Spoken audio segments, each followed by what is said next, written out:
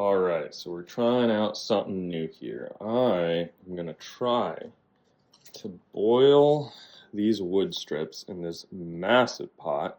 It's definitely going to take a while to boil, but we're starting to simmer a little bit in hopes of being able to bend this wood.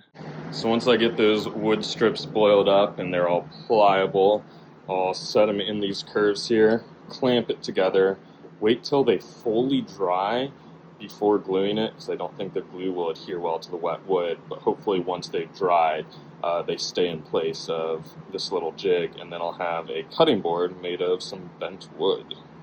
Alright, I've had the wood boiling in water for about 40 minutes, so I think it's time to bend this thing.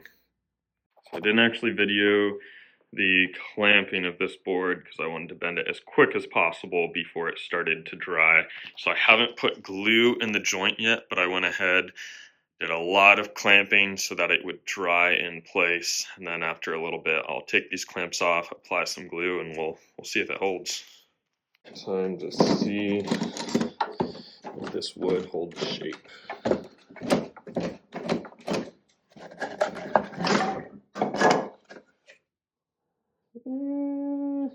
We'll see. Alright, we're going to go ahead and glue this thing up, and we'll just see what happens. And if it fails, it fails. The ideal way to get wood to bend into place is by steaming it, so you can make a steam box, expose it to some real hot steam for a while, and it is pretty pliable after that. However, that takes a lot more work. So this is kind of just me winging it, trying to boil wood, and definitely not the ideal method. Another thing to consider is that there's definitely better woods for a charcuterie board, but these are simply the scraps I had. So the wood I used here is poplar wood, some cherry wood, and some oak.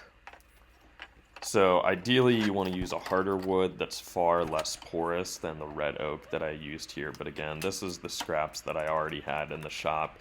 And this whole entire project is me just kind of trying something new. So definitely not the ideal types of woods or even methods for a charcuterie board, but I figured it's here, why not try? And again, if it fails, it fails. I'm not really out anything since I already had all the supplies on hand. Alrighty, the glue is dried overnight. Time to get this thing off clamps. Plane it down.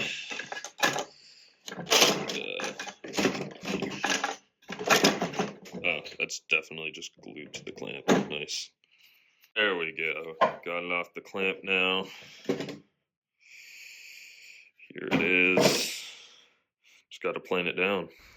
So I went ahead and scraped off some of the glue residue here before I threw it in the planer, just that it would set flat on the planer bed and also so that I wouldn't gunk up the blades on my planer. So I did several passes here to get it down to the correct size. And at this point I started seeing that red oak and cherry wood, man, you can't even tell the difference in color. So I thought it might be a cool contrast. There's no contrast at all. So I kind of like the red paired with the light poplar there, but cherry wood and oak, not worth mixing. So here it is after going through the planer, and honestly for a little planing and some wood that is not ideal for a charcuterie board, I am pleasantly surprised. I'm going to square up the ends, throw some finish on it, and I don't know, find something to do with it. At this point I was noticing that the size of this board really would be perfect to be used as a cutting board, but poplar is a really soft wood, so knife marks would definitely be noticeable and it would go torn up pretty quickly, so I figured it would be best used as a charcuterie board instead. So here I'm just filling some natural voids in the wood with some black resin. Once I sand it down you can barely notice it, but if you don't fill these voids, then food can collect in there over time and start to rot, and you'll get a real bad smell from the board, so you don't want that. So I made sure to fill any voids and then sand down that resin before I started the finishing process here with some mineral oil.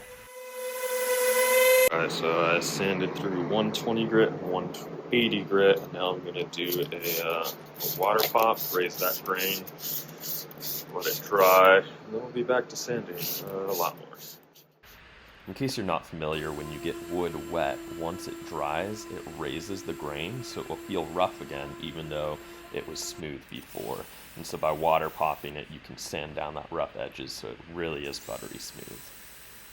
So here I'm drilling some holes to attach the handles. I went ahead and countersunk the screw heads just a little bit so that it would lay flat on a table. So got those attached, and then it was on to the first coat of mineral oil.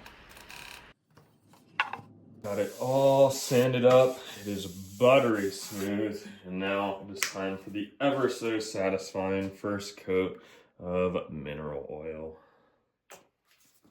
Just gonna lather this all in.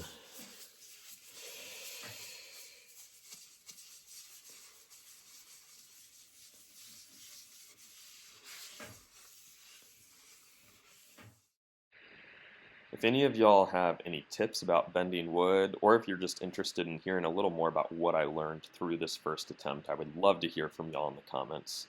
Also, if you enjoyed this video, I'd greatly appreciate y'all hitting subscribe on this channel, but regardless, thanks for watching.